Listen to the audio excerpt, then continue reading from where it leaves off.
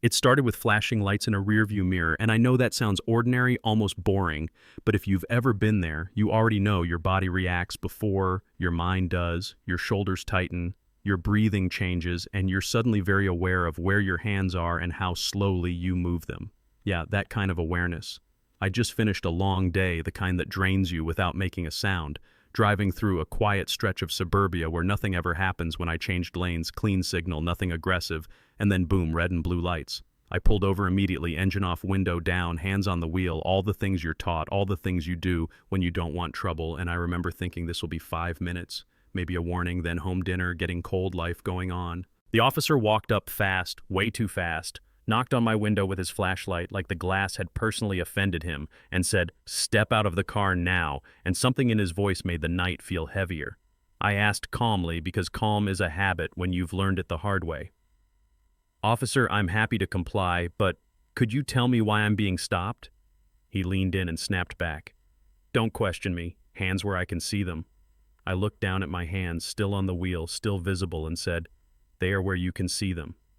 I'm just asking the reason." That's when he said it low and sharp. "You think you're special? You people always do." Yeah, that happened. And in that moment, I knew this wasn't about a lane change. It never was. The dash cam was rolling quietly, faithfully catching everything, and that camera would end up being the only reason the truth couldn't be twisted later. My name is Marcus Hale. I'm in my early 50s. I don't look intimidating. I don't talk loud. I don't flash status. But I've spent over a decade as a federal judge, which means I've seen lies dressed up as confidence and authority, pretending to be righteousness, and I knew exactly what kind of road this encounter was heading down. I didn't announce my job right away because, honestly, it shouldn't matter. The law is the law, whether you're a judge or a janitor. You know what I mean?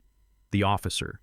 Evan Brooks, 8 years on the force, the kind of guy people describe as assertive when they don't want to say aggressive, demanded my license and registration, and I moved slowly, narrating every motion, because experience teaches you to remove ambiguity wherever you can. He studied my ID, not recognizing the name, but clearly recognizing something he didn't like, maybe the calm, maybe the education, maybe the fact that I didn't look like the picture he'd already painted in his head. He started asking questions that had nothing to do with traffic, where I was coming from, what I did for work, and when I said I served on the federal bench. I watched his posture change, not with respect, but with challenge, like I'd just dared him. He stepped back, hand near his holster, and ordered me out of the car. I complied because compliance is sometimes the only shield you have, and asked again, "Am I being detained for something specific?"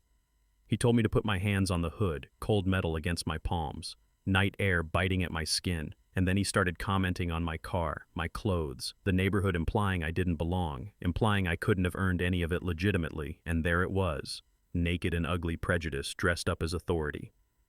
I kept my voice steady, because losing your temper only feeds the story they want to tell about you, and I asked again for the legal basis of the stop. Instead of answering, he radioed for backup and told dispatch he had a hostile subject refusing to cooperate, which was a lie so clean it would have passed without question if not for that camera quietly blinking in the background. When Sergeant Nina Alvarez arrived, the air shifted. You could feel it. She looked at me, hands flat on the hood, posture relaxed, voice measured, and then looked at Brooks with a kind of tired suspicion, like she'd seen this movie before. She asked what was going on. Brooks spun his version. Aggressive driver, suspected impairment, resistance, and she didn't buy it, not for a second. She asked me. My side. I explained calmly, identified myself again, and when she saw my credentials, her face changed, not with fear but with clarity. She pulled Brooks aside, suggested a warning, suggested everyone go home, and Brooks refused, too committed now to the power trip he'd started.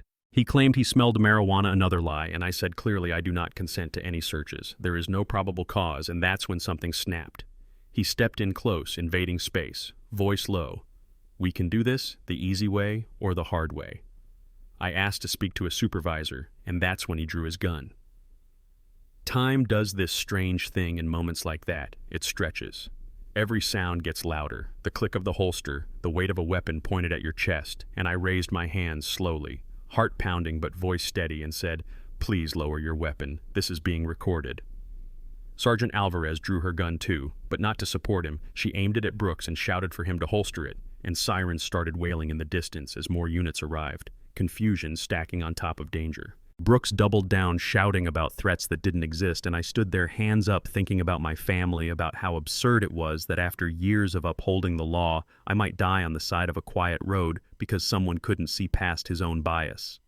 Captain Ray Coleman arrived and took control, instantly ordered Brooks to stand down. And when Brooks finally holstered his weapon, it was already over the damage done, the truth sealed on video. Coleman apologized to me over and over, and I looked at Brooks and said quietly, "This isn't over because it couldn't be not if any of this was going to mean something." I pressed charges, filed a civil rights complaint, requested a federal investigation, and 3 days later the video leaked. The country watched, outrage exploded, experts dissected every frame, and suddenly Brooks's past came rushing into the light. 14 complaints patterns, ignored warnings, brushed aside all the times the system chose convenience over accountability. The FBI stepped in charges, followed assault, false imprisonment, civil rights violations, and at trial the footage spoke louder than any argument. Brooks's story changed and collapsed. Witnesses testified. Experts explained, and the jury deliberated for 4 hours before coming back guilty on all counts. Brooks lost his job, his marriage, his freedom, sentenced to 6 years, while I won my civil case, millions in damages that I mostly donated because this was never about money. It was about making sure the next person didn't stand on the side of a road wondering if tonight was the night everything ended. But here's the part that still sits heavy with me. This only happened because it was recorded, because the wrong man picked the wrong target on the wrong night. And it makes you wonder how many times it happens when no one sees, when there's no camera, no platform, no leverage. That's the question I live with, and that's the question I'm leaving with you. Where do you draw the line between authority and abuse? Have you ever seen power used like this? Or worse, ignored it because it didn't touch your life directly? I want to hear your thoughts. Agree or disagree. Tell your story if you've got one, because these conversations don't happen unless we force them to. And if this story made you uncomfortable, good, it should. That's how change starts.